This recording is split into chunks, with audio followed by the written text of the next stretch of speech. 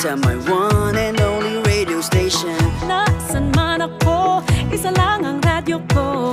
Dahil more talaga dito sa aking paborito. More tawanan, more tutugan, more kwentuhan, more kulitan, more kakilala, more kaibigan, more fun, more kasiyahan. Ano ba na ginagawa?